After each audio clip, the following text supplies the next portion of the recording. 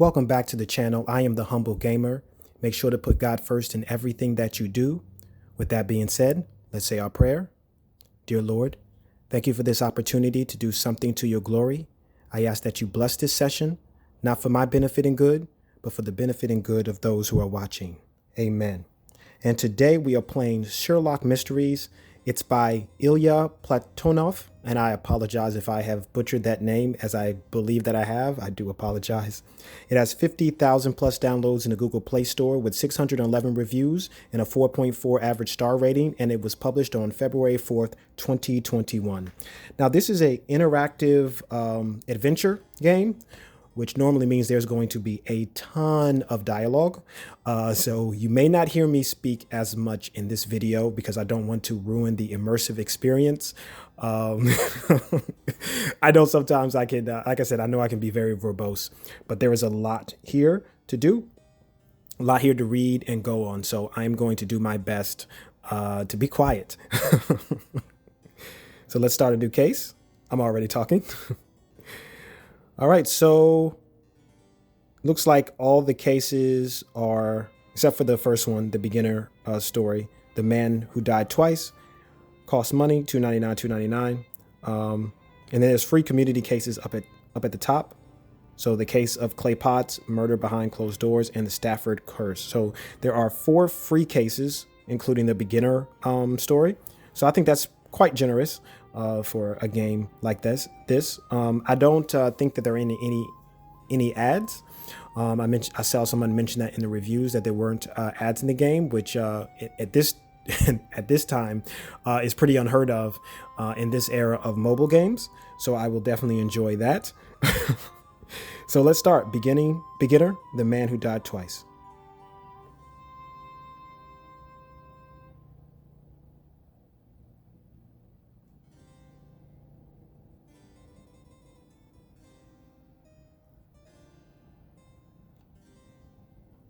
Chapter 1, Bunhill Burial Grounds, early morning. "Keep up," mutters Wiggins. "The sooner we conclude our business here, the better." With hastened steps, we follow the flickering trail of lanterns deeper into the cemetery. The dancing lights lead us through a narrow corridor of stone tombs, flooding with the night's fog. When we emerge from behind the last mausoleum covered in brittle dead vines, a tall, lanky silhouette lunges towards us. "Watch your step, Mr. Holmes." Inspector Gregory points to the excavated grave, directly between us, then raises a brow in surprise. "Sorry, gents. I was expecting Mr. Holmes. Is he coming along?" Mr. Wiggins shakes his head as he takes a knee beside the grave pit. "Afraid not, Inspector. Actually, Holmes was a bit irritated you sent for him. He doesn't look well upon grave-robbing wretches." "Rightly so, gents. But in this instance I thought Holmes might reconsider, as the man before you is one Theodore Watts." Wiggins narrows his eyes. "Should we recognize the name?" "I think not. But you see, Mr. Wiggins, the coffin Mr. Watts is resting on is his own. Theodore Watts, dead and buried not 3 days past, November the 10th. I'd expect him to be in it, not on it." "That is interesting, Inspector. Well, we'd be happy to look into this on account of Mr. Holmes." The inspector nods. "Of course. Your assistance is most welcome, gentlemen." "Any information on this Theodore Watts, Inspector?" "Apparently a partner in a speculation company, Strand Financial." Our meeting is interrupted by the drawn and tired voice of a constable. "We sent the old man to his quarters, sir. We'll get no information from him tonight." Gregory waves his man off, then turns to us. "The cemetery caretaker, Jacob Edwards. He was the one who found Mr. Watts. Said he heard an awful scream, and when he came to investigate with his dogs, saw a shadow rushing off through the trees. Claimed it was the devil himself, he did." "The devil gets the blame for the men who do his work," Wiggins replies, dropping down into the pit with utmost care. "This chap's had a bad go of it." Gently inspecting the corpse's head, Wiggins continues. "The neck seems intact, but the bruising is recent and severe. No gunshot or stab wounds. His clothes are muddy, looks like he was digging for a while. Dried saliva around the lips. I'd say the cause of death, tracheal rupture, leading to asphyxiation. How did you identify the body?" "Yes. Pure luck one of the constables happened to know him in person, and we already confirmed identity with the family. Imagine my surprise. I sent for Mr. Holmes immediately." Turning his attention to the corpse, Wiggins gathers a handful of papers scattered around the coffin. "Papers of the court, prisoner notifications and requests. Too old and damaged, but the name Kevin Brooke appears on many of them. The last one here is an article from the Times nearly 20 years past. An announcement of commendation for excellence in prison reform, dedicated to one Ebenezer Sallow. Wiggins pulls the papers close, examining a small piece of torn parchment, a list of 4 names attached to the back side. Finally, Wiggins passes the material to the inspector. Gregory shakes his head while reading the list of names. None of these people come to mind. Oh, wait. Ebenezer Sallow again and is crossed out. This can't be coincidence. And the coffin itself was empty? Yes, Mr. Watts. I mean, the man who was buried 3 days ago was laying just beside me here when we arrived. The decaying body bore an unbearable stench, and I saw no reason it couldn't be moved. We sent it back to Dr. Thomas Blood at Bart's Hospital if you'd like to examine it. In reaching up to make his way out of the graves, Mr. Wiggins inadvertently grabs hold of a shovel lying next to the grave. The handle slips free, sending Wiggins stumbling against the pit wall. The tool Mr. Watts used to exhume the coffin. The inspector reaches for Mr. Wiggins. Most likely, but broken in 2. How odd. The inspector's voice strains as he pulls Wiggins to the surface. The murder weapon, perhaps? Most certainly not. The neck was crushed from compression, strangulation without a doubt. Our murderer is one jumbo bloke, over 6 foot and 200 pounds. Wiggins brushes the dirt free from his clothes. Was there nothing else when you first arrived, Inspector? Gregory produces a small red and gold brooch from his pocket. Only this, intertwined letters H and C, the Hellfire Club monogram. That bunch is never a stone's throw away from scandal. Wiggins examines the brooch in silence for a moment. Most peculiar. Then he looks back to the inspector with a furrowed brow. I thought this Hellfire Club a mere group of bohemians. Hardly. We have quite the file on them back at Scotland Yard. Wiggins packs his pipe with tobacco. A violent encounter where our Mr. Watts, in his desperate final moments, tears away his assailant's membership pin. It's a theory. Now we have to see if the facts fit. Would you gentlemen like to examine Bunhill Field's burial ground further? Mr. Wiggins lights his pipe. Not in this fog. We'll come back after it's lifted. Okay, that was quite a bit of information that they gave us there. So what are we supposed to do? Okay, so we've got new clues, the broken shovel, court papers, the Hellfire Club brooch, and Watts's torn paper. Notice they, I don't know if this is a clue or not. I don't think it is, but they spelled brooch differently here. Gregory produces a small red and gold brooch, B-R-O-O-C-H, and then Wiggins examines the brooch in silence, B-R-O-S-H, but I think that might just be a typo. So I think the first thing that I'll start with is clicking on the names that are highlighted. So we'll start with Theodore Watts. Search in directory, add note, copy. Search in directory.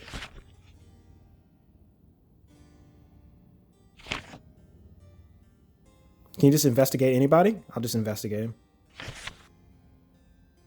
Investigate it. Report new chapter unlocked, chapter 2. Okay. I want to go back and investigate everyone from chapter 1.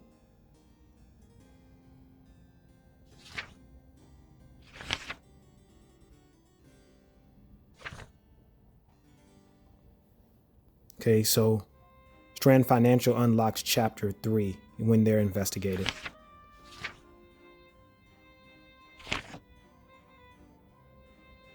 Jacob Edwards.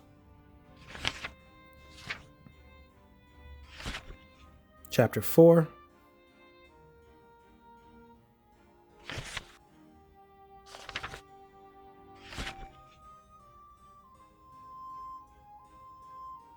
It's going to be chapter 5. Yeah, chapter 5.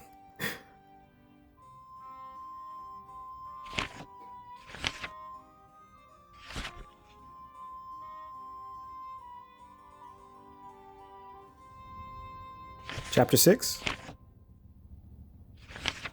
Chapter 6.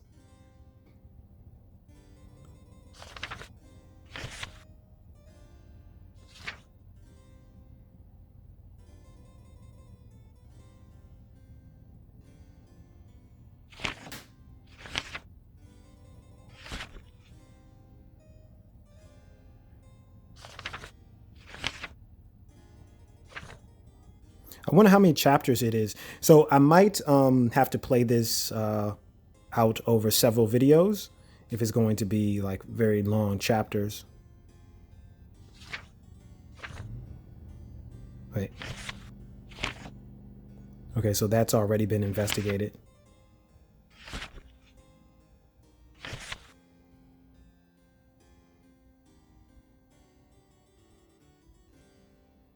Are we going to investigate Scotland Yard? Can you do that?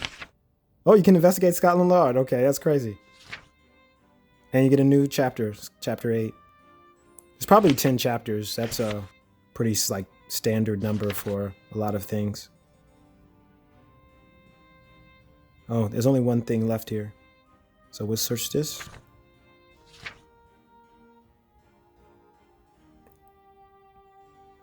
And that's already chapter 4. Okay, so we investigated all the names in chapter 1. Let's take a look at these clues. Broken shovel. Digging tool found broken in half at the excavated gravesite of Theodore Watts. After further inspection, small drops of dry blood can be found on the shovel's blade and shaft. Can we send the blood in to be, I'm trying to click on it. Nothing's happening here. Okay. I was going to see if we could send the blood into like forensics, but I guess this might be a little bit early for like CSI. way before then. Court papers. Papers of the court found nearby murder scene. Probably meant found nearby the murder scene. Though tattered and old, many of them mention Kevin Brooke. Another name that comes up is Ebenezer Sallow. But that's all right because we've already investigated both of those names. A small red and gold brooch with the intertwined monogram H and C.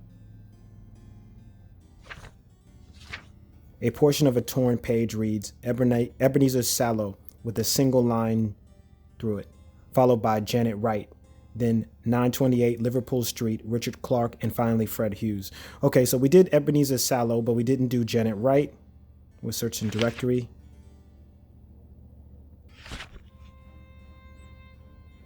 Investigate. All right, we found chapter 9, Janet Wright's office. Go back to the chapter.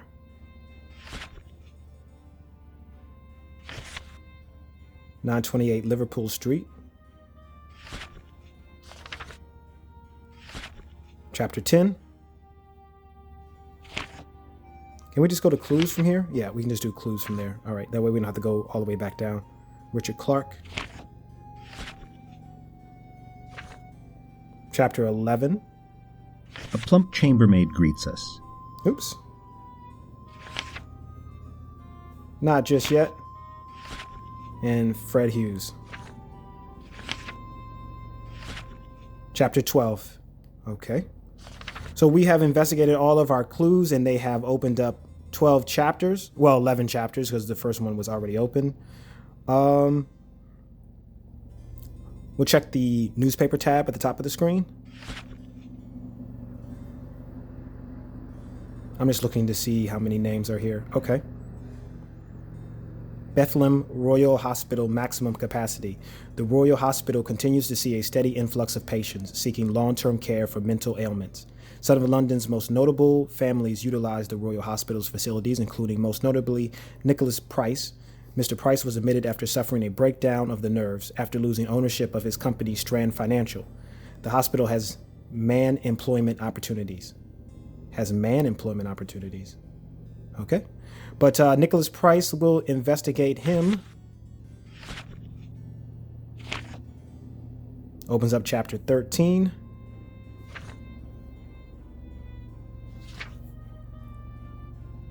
Court eyes new land for expansion. After months of deliberation, the court has chosen a new site for their much-needed expansion. Original plans to expand directly behind the existing structures was condemned as nearsighted. The new location, south of Southwark Street, boasts over 20 acres and a direct connection to the railway.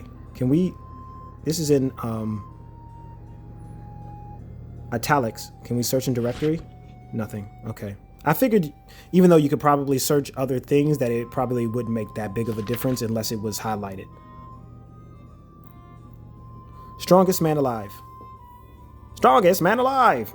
Like I feel like that it gives me like circus vibes. Sanger's Amphitheater presents Nanok, the strongest man alive. Watch the towering Russian behemoth bend bars, wrestle a bear, and juggle dwarves. Showings begin November 14th. All women who attend must be escorted. Those with weak hearts or nerves will not be admitted. So we'll do Sanger's Amphitheater. That opens up chapter 14.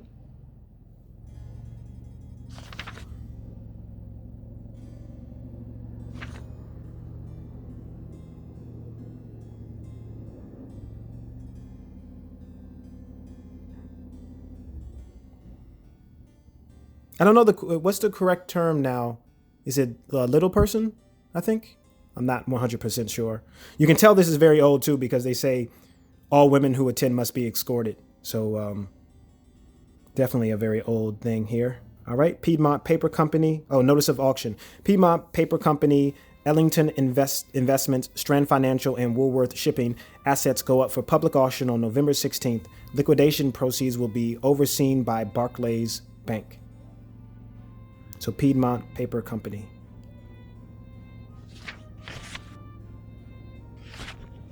No information related to the case, okay? What about Ellington Investments? Nothing found, okay? We already did Strand Financial, so Woolworth Shipping.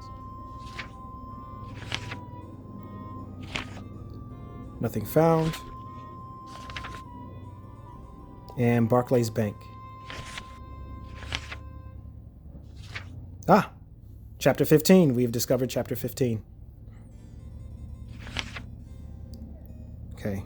Grand Cinderella Dance. Richard and Eleanor Clark celebrate their Silver Jubilee next week, November 22nd at the Apollo Theater. The first part of the event will be an open presentation of The Taming of the Shrew. The proceeding private gala is expected to draw nobility from across all of England. Taming of the Shrew, is that, oh man, William Shakespeare, I believe? Could be wrong. I probably shouldn't have said that out loud, just in case it's wrong. All right, Clark. Eleanor Clark, Richard Clark, Elijah Clark. All right, we'll search all the Clarks. All right, we already did Eleanor and found chapter 11. Richard, same thing, chapter 11. We haven't done Elijah Clark. And nothing found there, okay? And we'll do the Apollo Theater. No information related to the case. Okay, so we've done chapters, directory, clues, and newspaper. And now we'll look at map. A map of London. Oh, okay, so this is where all the different chapters, I'm guessing. Yeah, take place. Oh, that's kind of cool.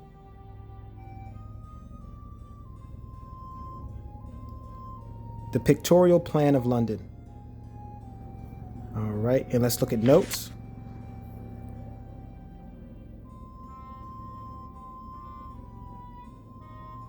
Not all affairs of London have to do with our case. Our skills in deduction must separate true leads and clues from red herrings. Not all clues reveal themselves in a straightforward manner. I wonder if we're missing something at Bunhill Field's burial ground.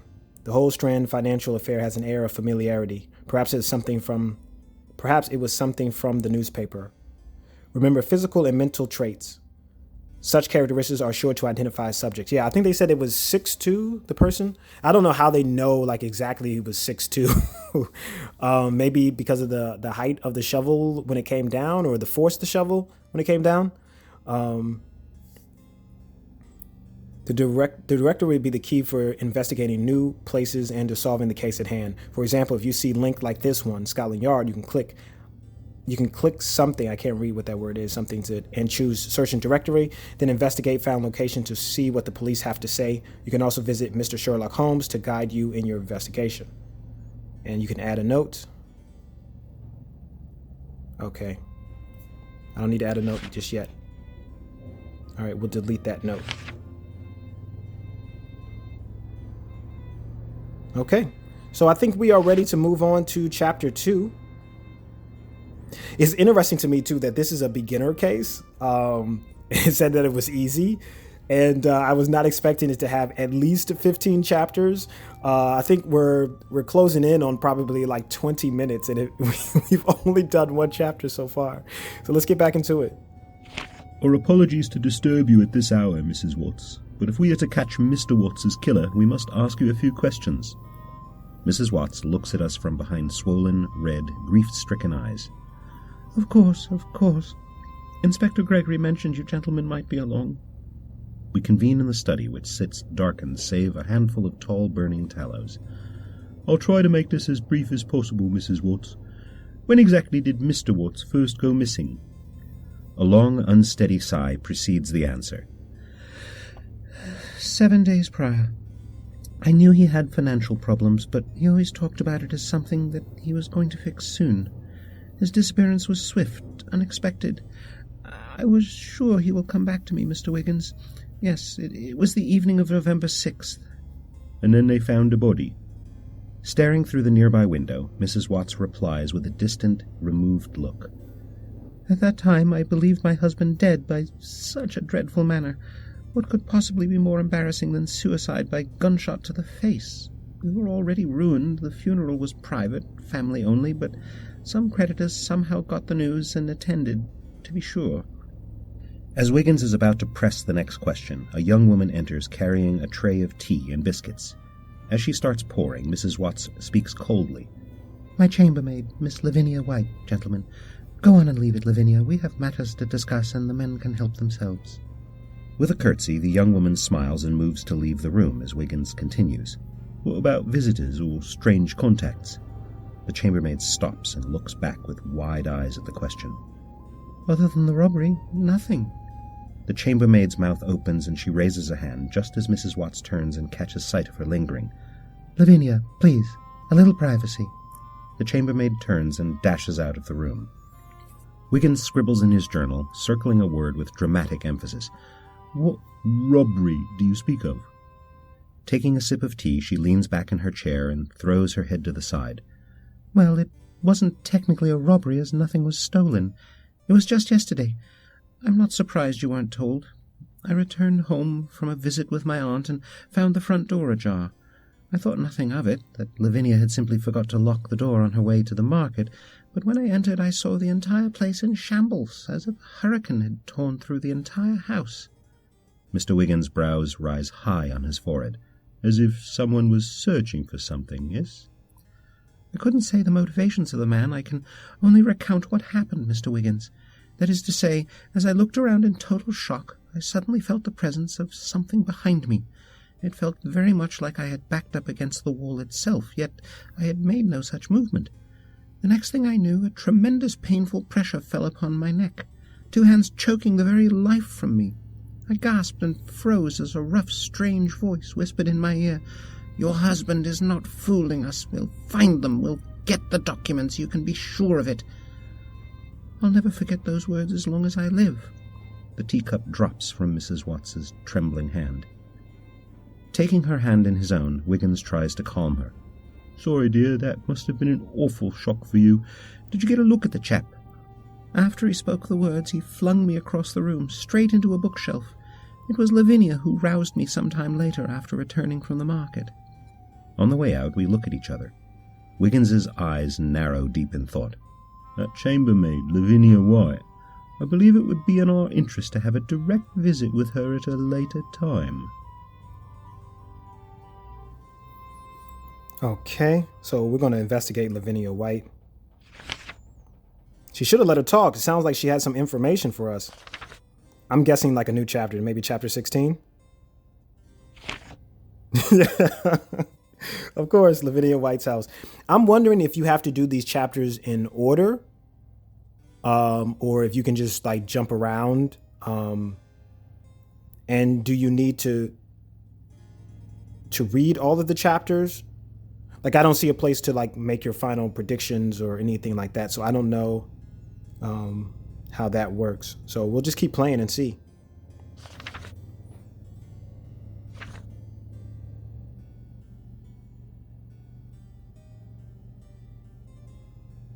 Lots of points of interest, too.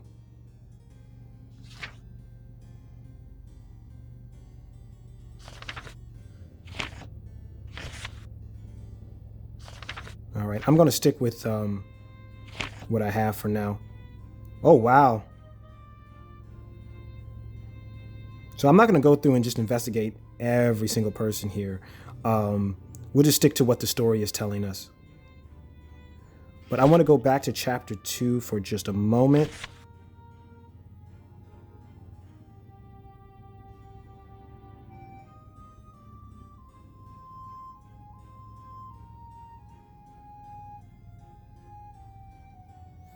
Okay, so she knew her husband had financial problems.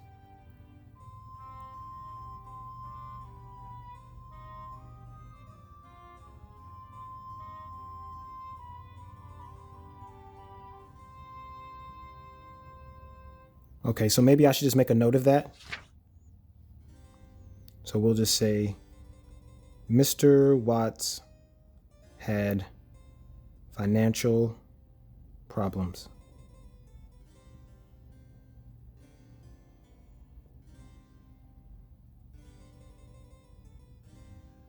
Okay.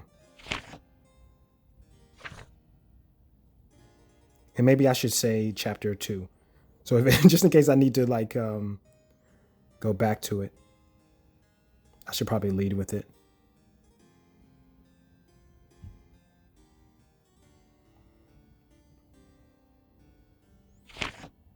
All right, and there's no new clues open up from there. Okay. I'm just trying to make a thing of like notes for like the most pertinent things. I mean, obviously there was quite a few things in that chapter I could have made a note of, but yeah, I don't know how much information you really need. You know, sometimes with these types of stories, all the information will be given to you in the story. Some of the stories you actually have to like connect the dots. So I'm actually hoping this is more of one of those. Well, you know what? I'm not hoping for anything. I'm coming in with no expectations. So let's go to chapter 3, Strand Financial, Theodore Watts' office. Out of the way! Coming through! A burly lad carrying a stack of wooden crates 4 feet high nearly knocks us over as he barrels through the office doorway of Strand Financial. At least a dozen people work busily behind him, packing everything in the office, from the papers in the desks to the desks themselves. Each and every package splashed with a black ink stencil that reads, Barclays Bank. The movers ignore us each in turn, save a few iterations of the same response. Sorry, old chaps, I'm just here to move the assets for the sale. Everything's going on the block. Just as we decide to call Strand Financial a dead end, an attractive young red-haired girl approaches. Gentlemen, you look lost. Can I help you with something? Our introductions are brief. At the mention of Mr. Watts's untimely demise, the young girl swoons and nearly faints. Gently lowering herself to one of the only remaining cushioned chairs, she startles with eyes full of tears. Oh, how horrible. Poor Mr. Watts. What a fine man and a good partner all these years, until the very end. I must send my condolences to his wife, Catherine Watts, at once. She must be devastated. Seldom have I seen a couple so very much in love. You said until the end, miss. What happened as of late? Bad business decisions. He and my uncle, Nicholas Price, owned the company you see. Uncle blamed him for everything that facilitated this. She motions around her. But such is the nature of business, I suppose. Do you think your uncle may have taken out his frustrations on Mr. Watts? Oh, heavens, no. Uncle Nicholas is an old man with a weak heart. I've never seen him lose his temper with anyone. Wiggins steps aside, 2 men carrying a desk, and withdraws his pipe. Reaching for his pouch of tobacco, he continues, Do you know of anyone who may have wished harm to Mr. Watts? The young girl writhes in her seat, her eyes no longer streaming with tears, but wide open. Not Mr. Massey. Don't you dare say the name, Lucas Massey. We look to each other with raised brows. Mr. Massey was Mr. Watts's personal assistant, nearly inseparable in the last few years, but the two had a bitter falling out a couple of months ago. In fact, now that I think of it, in one of their arguments, Lucas told Theodore his current course of action would be the company's undoing. But I wasn't privy to the full conversation. I only heard the shouted parts in passing, and sadly I can't tell you more. Wiggins strikes a match and lights his pipe. You've actually told us quite a bit, miss, but one final question, if I may. Why do you vehemently stand by Mr. Massey? Passion has a way of making people unpredictable, does it not? Oh, no, sir. Not with Mr. Massey. He's a good egg. I'd trust him with my own life. Wiggins nods and thanks the young lady for her time before leaving the doors of Strand Financial to close for the last time. Okay, so we have a couple of new names. Catherine Watts.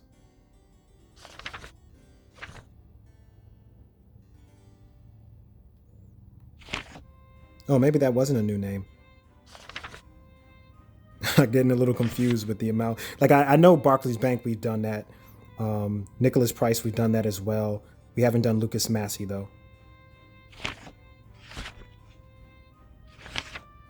All right, Chapter 17, Lucas Massey's apartment.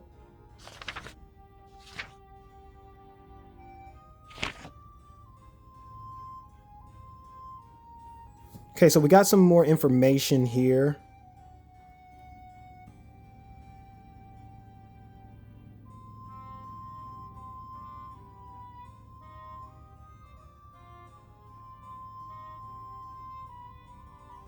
Checking to see what...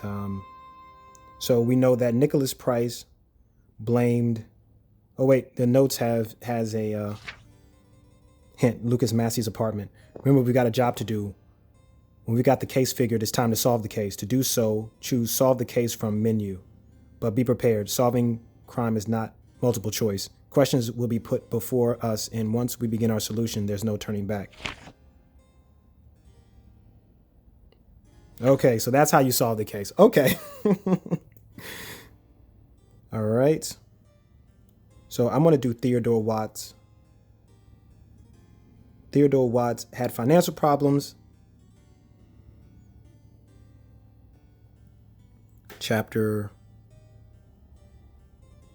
3. Nicholas Price blamed Watts for financial problems. And the closing.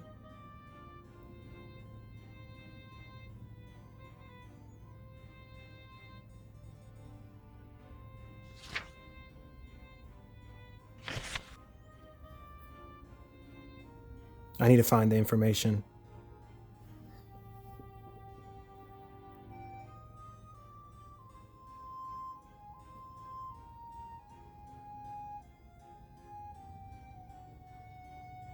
Of Strand Financial. Okay, so that's what's closing, Strand's Financial.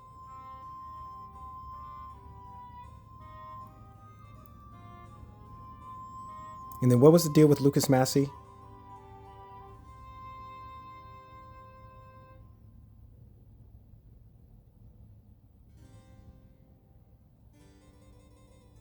Okay, so... Oops.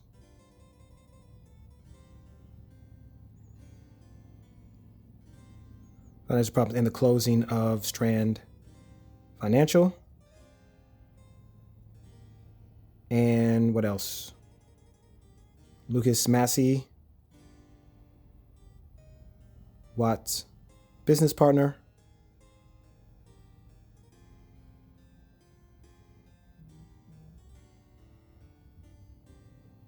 Said that Watts'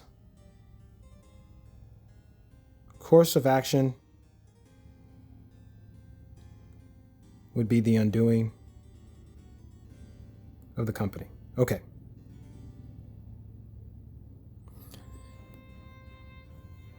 I know I could do like several different notes, but I kind of find it more helpful when they're all in one spot. That's just me.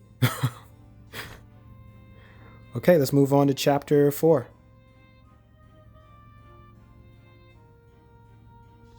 We return to the cemetery after the fog has lifted and immediately make our way to the tree line east of Mr. Watts's grave. A recent rain has left the ground soft enough to maintain an impression, and in no time Wiggins calls out, "Ah, just as the caretaker claimed. Footprints leading behind the trees and out of the cemetery." Carefully crouching along the imprints, Wiggins points to each impression in turn, utilizing the end of a broken tree branch. "See here? Every other impression is twice the depth of the other." The murderer stepped heavily on his right side, as if carrying a heavy load upon that shoulder. "Precisely," Wiggins exclaimed, standing up. "Now we only need query the caretaker and figure out what the culprit carried." A voice calls out so near behind us that we startle at his words. "Not a thing that I saw. The man carried nothing." "Curious," is Wiggins' only reply. "Tell us, Mr. Edwards, were there any personal effects added to Mr. Watts's body before burial?" The old man averts his eyes and mumbles. "A man has died here, Mr. Edwards. Others may be in danger. You must tell us all that you know. No fault will be compounded upon your shoulders." With a deep sigh, the caretaker looks back across the plots. "Well, now that you mention it, I seem to remember a man of white shaggy hair and thick spectacles appearing long after the services. The end of it, I remember him saying." "And the belongings, Mr. Edwards? Did he place anything in the coffin?" The old man scoffs at the idea. "I don't let anyone harass the dead in my cemetery, thank you. £5 he paid me to place a book with some loose papers about it, and some other trinkets. Perhaps I really can't recall, but it all fit within a small bundle of cloth." Wiggins steps before the caretaker enough to maintain an impression, forcing his attention on him. "A small brooch of red and gold, perhaps?" "Perhaps. My memory is not what it was in younger days. All I remember truly is the book and the papers." "Thank you, Mr. Edwards. You've been most helpful."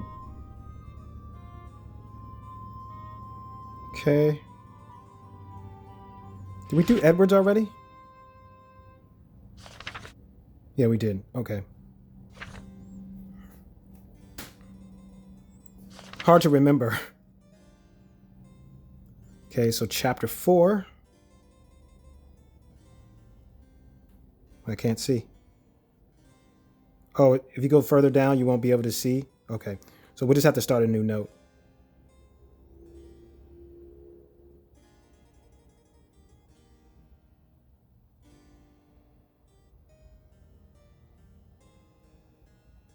And we don't need to keep this one. That one's getting kind of in the way if I can't see it. So we'll do chapter 4.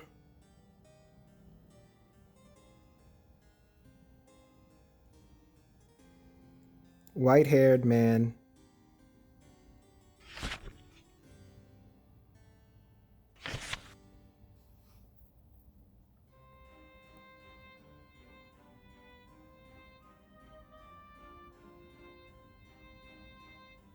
White hair and thick spectacles.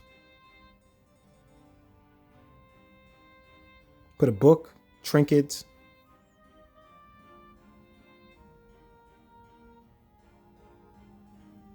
and maybe a brooch. Book, trinket, and maybe a brooch. Man with spectacles. Put a book, trinkets, and we'll put brooch in parentheses. In Mr. Watt's coffin.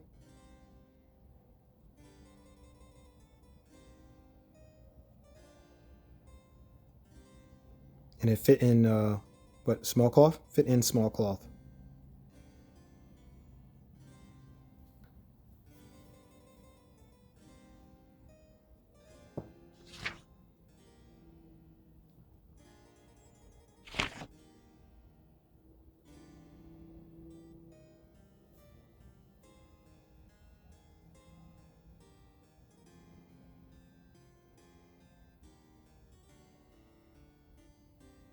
I'm checking now. Just give me 1 second, guys. I apologize, but I just want to do a quick little read over of the chapter to make sure there's not any other information that I may need.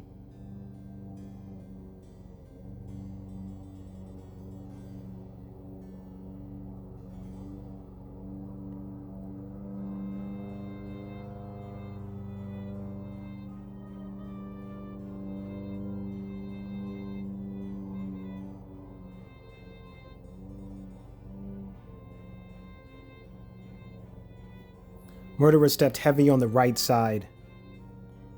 Okay.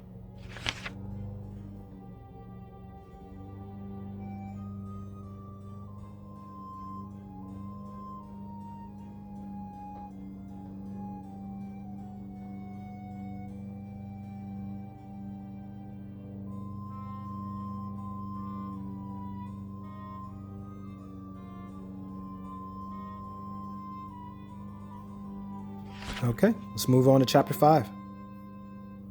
The chirping sounds of a piano playing Chopin greet us as we approach 39 Horseferry Road. Against the candlelight of a ground-floor window, the silhouette of a woman with her hair in a bun sits teaching a child the keys. "Keep your fingers together and watch the bridge. Continue while I answer the door." When she answers, Wiggins forgets his place and simply stares at the black-haired woman of his own age. After a moment, she smiles. "Can I help you, gentlemen?" Clearing his throat, Wiggins explains our intentions and the investigation at hand. "I'm sorry, but I have no knowledge of this Mr. Watts or any of the associates you name, and I must be getting back to my student." She tries to excuse herself, but Wiggins pulls off his hat and pleads, "We thought for sure you were connected to Mr. Kevin Brooke." The woman stops in her tracks, her face brightening. "Of course I'm connected to him. I'm his daughter, Abigail Brooke." "May I ask, where might he be found?" Before she can answer, Wiggins withdraws the news article and one of the prison requests. Abigail reaches for it, and Wiggins allows her to examine it. Within moments, her face draws tight and bitter. "I'm sorry, gentlemen, but my father was convicted by this treasonous snake, Mr. Ebenezer Sallow. He died in prison shortly after his transport to Australia." "Good heavens, I'm sorry to hear that." Wiggins' sincerity is deep and genuine. "Well, you'd be the only ones. I remember my mother appealing to the courts for months, and not a single official would listen to her. My father was falsely accused and falsely sentenced. That Mr. Sallow was behind it all, the worst man England's ever seen." Wiggins averts his eyes and speaks with clear discomfort. "Mr. Sallow is a respected and long-standing member of the Prison Commission, Miss Brooke. Perhaps the system itself was to blame, and not the unfortunate individual assigned to his case." "You look like good, decent men, and I have nothing but respect for Mr. Sherlock Holmes. But if you've come for pleasantries about that man, you'll get none from me. He's a corrupt, vile man that stole and cheated his way into his position. My mother gathered documented proof he was bought and sold, sending innocent men like my father to the colony, all for pounds sterling and favour. I would wish him the executioner's blade, but such a fate is too merciful for a man that has poisoned the lives of so many." She holds up her hand before Wiggins. "I'll take my leave of you gentlemen now and return to my student." Mr. Wiggins quickly snatches up her hand and kisses it gently. "We're very sorry to have upset you, Miss Brooke. I do hope you can forgive us." With a glow of anger, Miss Brooke closes the door and sends us on our way. I think Mr. Wiggins has a little crush here on, what was it, Abigail Brooke?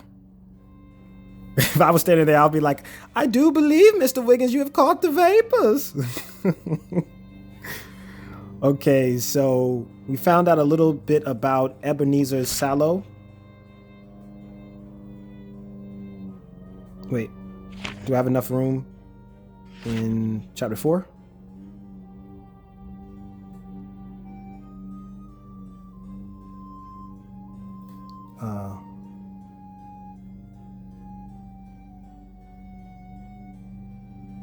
Sallow is corrupt.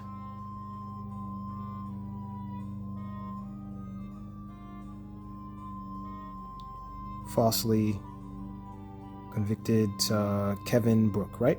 Yep. You can kind of see where this case is going now. Like, things are starting to kind of open up now. I'm starting to put together the story.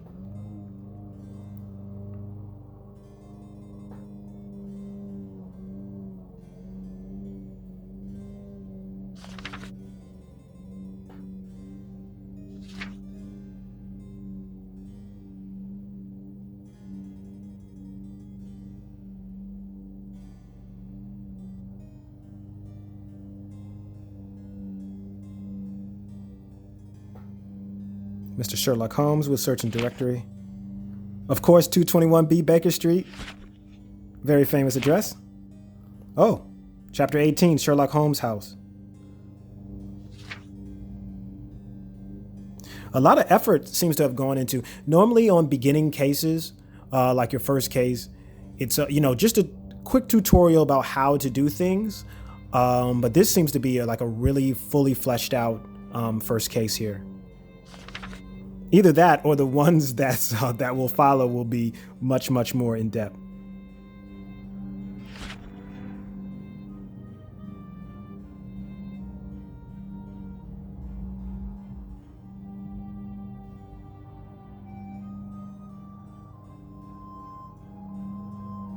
Okay, and we know Abigail Brooke hates Ebenezer Sallow. I spelled his name wrong too.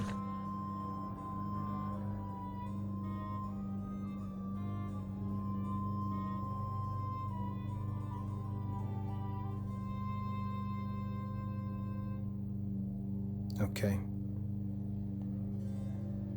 I think it would be great too if you could like determine like how tall these people are. You notice that they said she was black haired, so she couldn't be the white haired person who left something in the coffin. So I like picked up on that. I'm like, how tall are you? How tall are you, miss? Are you 6'2"?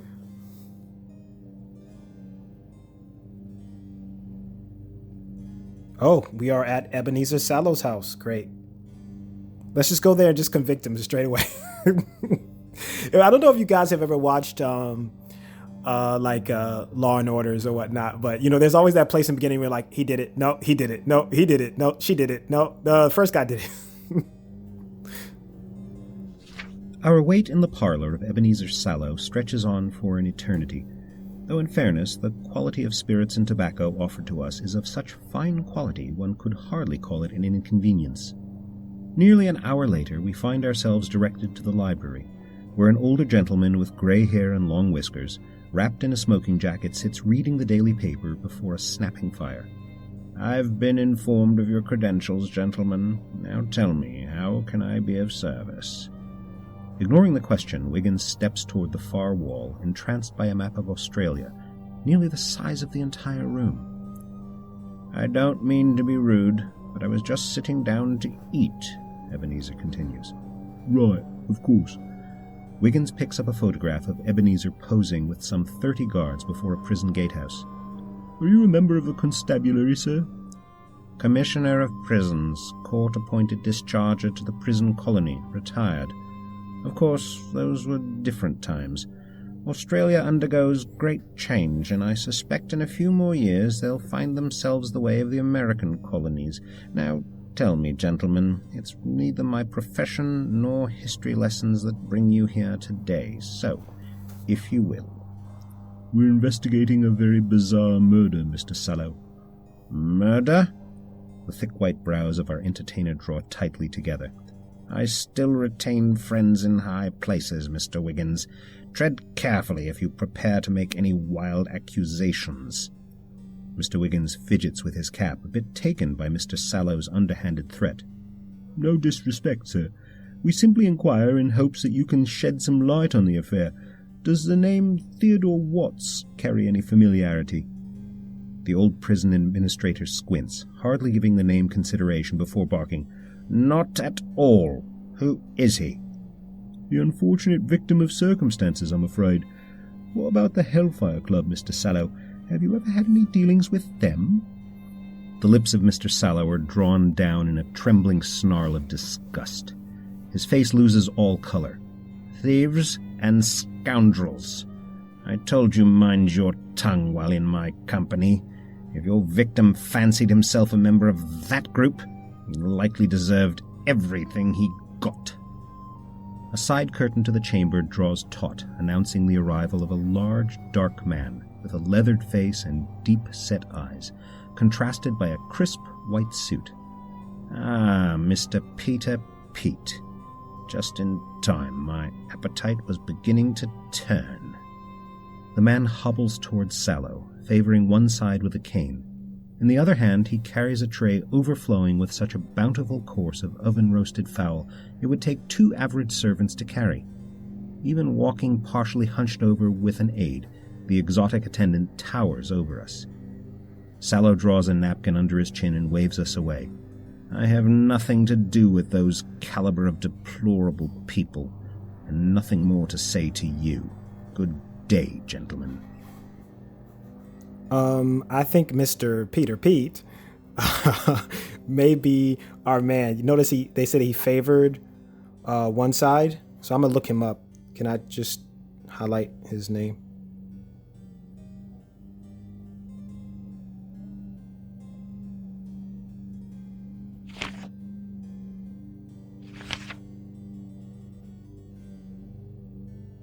Oh, that's it?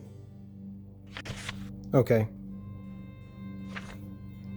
So we'll do chapter 6. Oh, okay. So I'm going to have to do another note because you can't see what you're typing. Mr. Peter Pete.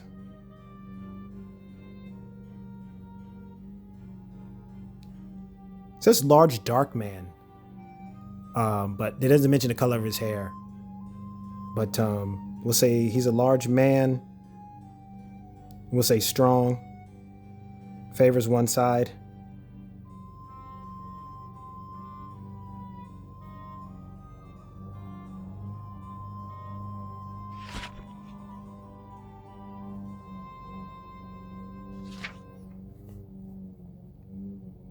Mr. Peter Pete.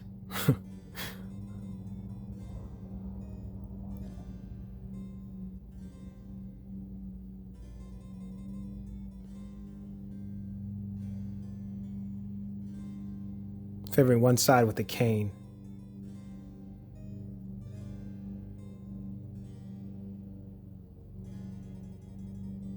Okay.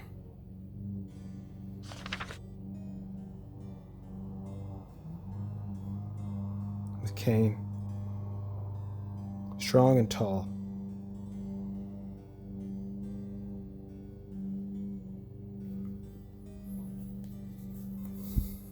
I think we can also conclude that Ebenezer Sallow is not a good guy.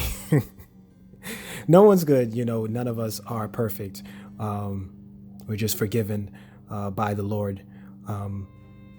But yes, I'm giving the side eye to Ebenezer Sallow. I think that I'm thinking Abigail Brooke is right about him. And Mr. Peter Pete could also be a red herring. There are quite a few people that would favor one side, especially with the cane. So that's very circumstantial, but I am making a note of it. No, we will not make any wild accusations. We are going to go chapter by chapter until we are 100% sure, or as sure as we can be at the end of. A pale man with yellowed teeth and circles around his eyes greets us at the side entrance to the mortuary of Bart's hospital. We're looking for Dr. Thomas Blood. And found him you have. What can I do for you, gents? We have some questions about the body of Theodore Watts, or rather the first body of Theodore Watts. Right. Dr. Blood motions us to follow him into the mortuary and takes us presently to the body in question. 'Tis not right that a man can't find any peace in death, no matter the name on the tombstone, he says with a nervous twitching. Suicide. Gunshot to the side of the head. What is it you gents wants to know? Wiggins holds a handkerchief to his mouth and nose, looking down to a body missing the vast majority of its face. The obvious, dear man. How did you identify the body as Mr. Watts, despite the lack of facial recognition? All kinds come through here, gents. Lots of men and women lost their way in the complexity of modern life. Mr. and Mrs. Doe, the lot of them. But this fella, this Mr. Watts, or so I believed, came as neatly packaged as I ever saw. See the gold ring there? Mr. Watts's personal signet ring. And the wallet in his coat pocket, ample papers all attached to Theodore Watts or that Strand Financial Company of his. A quick glance through Watts's wallet, and Wiggins hurriedly returns the handkerchief to his nose. Typical affairs for a businessman of London proper. Did anyone confirm the body? Dr. Blood covers the corpse with a cotton, then proceeds to exit the mortuary. Of course. We always notify next of kin. I remember clearly the gentleman's wife, Catherine Watts, a pleasant woman, quite a bit of raspberry, came here on November 9th. And she confirmed Mr. Watts's identity without question. Dr. Blood cringes and nervously rubs the side of his face, smearing it with dirt. Well, as much as one could for a body as such. She instantly recognized the ring and personal items. I clearly remember when I revealed the body, she fainted in a most dramatic fashion. Didn't have the heart to put her through it again. Besides, she said the bloke hadn't come home for a few nights. Been missing since the 7th, I think she mentioned. Everything pointed to a proper identification. Wiggins returns his handkerchief and withdraws his journal. So, if the real Mr. Watts died today, who does this body belong to? Dr. Thomas Blood touches his brow. If I have to guess, gentlemen, some poor fellow whose body was acquired for a few pounds from one of London's morgues and used to fake Mr. Watts's death. Taking in the fresh air, we thank Dr. Blood and move on. Interesting. First, let's see if Thomas, oops, I don't know why it highlighted everything. Thomas Blood, we can search in the directory. Okay. Looks like unless the name's highlighted, we won't need to do that. But I'm going to keep doing it anyway.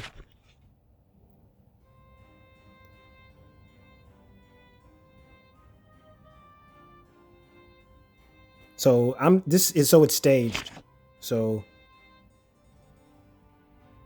chapter 7.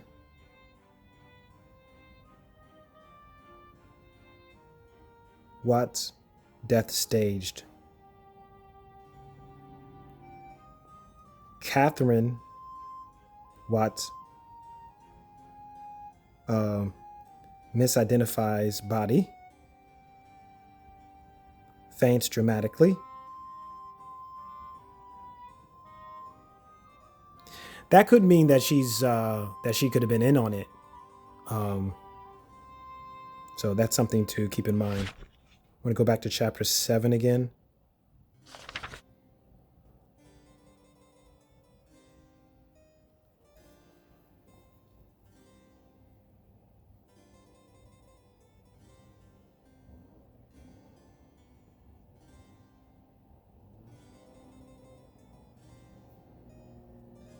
I want to mention the gold ring for some reason.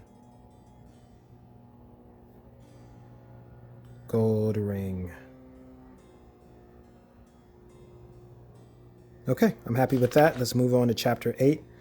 I think this will be the last chapter that I do in this particular video. Scotland Yard. We're greeted at the front desk by an Officer Hastings as soon as we enter the yard. Ah, the gentleman working for Mr. Holmes. Inspector Gregory mentioned you'd be coming by. The officer produces a thick envelope wrapped in frayed cordage. Our file on the Hellfire Club. Wiggins leans back on his heels, accepting the material with wide-open eyes. Perhaps you can paraphrase? Oh, most certainly. Though in truth, clarity and the Hellfire Club rarely go hand in hand. Firstly, Hellfire Club is somewhat a catch-all moniker for very many groups. The Monks of Mendham Alley, the Order of Knights of St. Francis, the Beggars' Benison. The full list of permutations is beyond memorization. Secondly, the Hellfire Club is not limited to London proper. There is a long history in Ireland, as well as more recent developments in France, Italy, and elsewhere throughout Europe. Lastly, and perhaps most significant, the groups do not keep formal records of its members. Wiggins scratches his chin.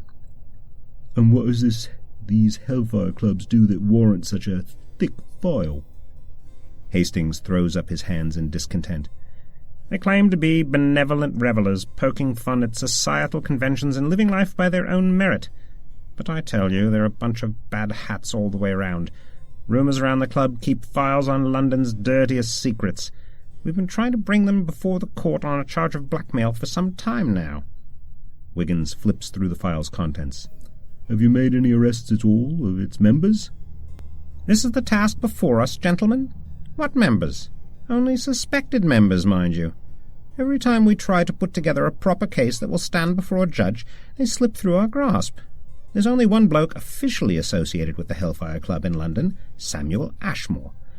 While we've yet to set a case against him, I tell you this, it is only a matter of time before we tie that wicked fellow to an indiscretion worthy of the noose. I like his voice, too. This is the task before us, gentlemen. Bunch of bad hats. All right, so we will do Officer Hastings. We'll just do Hastings. See what comes up.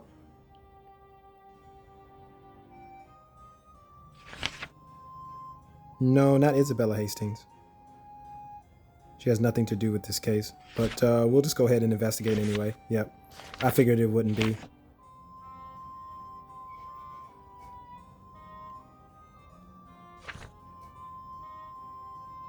What if I did Officer Hastings? I don't think that'll help, but I just want to, before I do the Samuel name, I wanted to do that. Yeah, that's what I figured. Okay.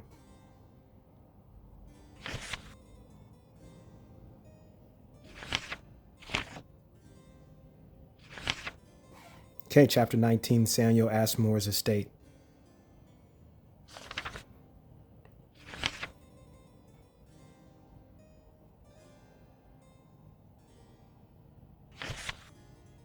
Okay, so what did we learn from chapter 8? Hellfire clubs is many different groups.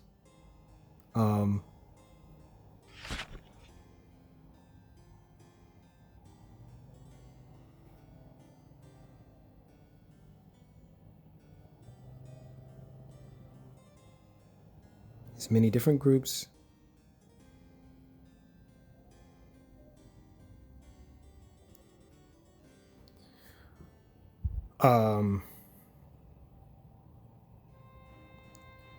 With suspected members only, save Samuel. What was it? Ash something? Well, I'll go back and change that. Was with suspected members only. Always slip. Always slip charges. Okay, that makes me think that there are someone's helping them on the inside, that's allowing them to slip through the fingers of the justice system. Let's go back, chapter 8. Samuel Ashmore.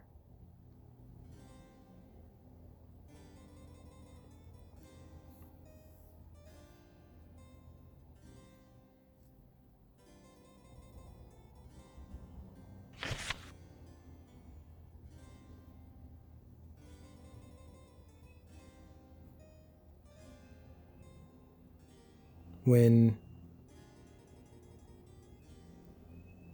case building before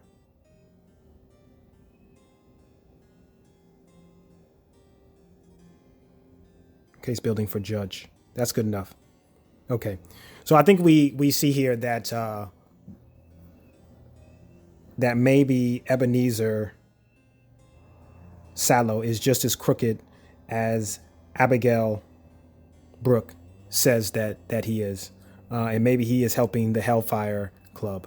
But I tell you what, we will find out in the next video. So I am going to end off there at chapter 8. We still have quite a few more chapters to go. So this might take 3 videos, possibly more. Who knows? But I want to be absolutely certain. Oh wait, we got a new clue before we end. Sorry guys. Masquerade ball address.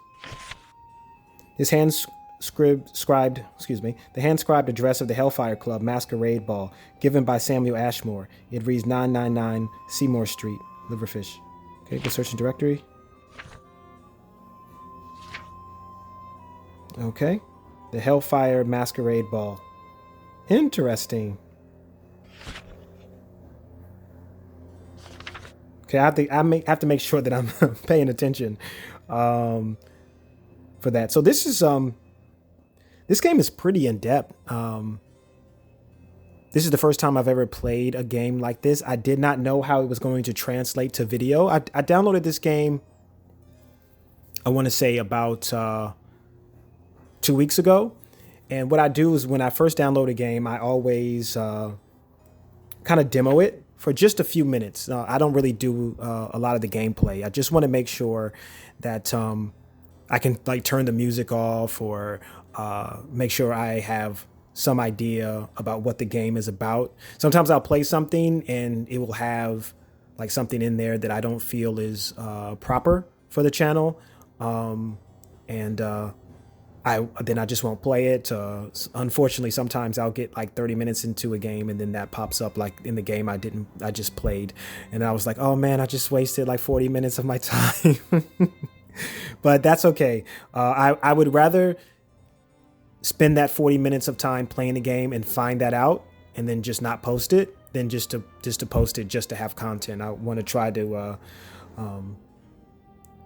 post the things that I find that I think are acceptable only.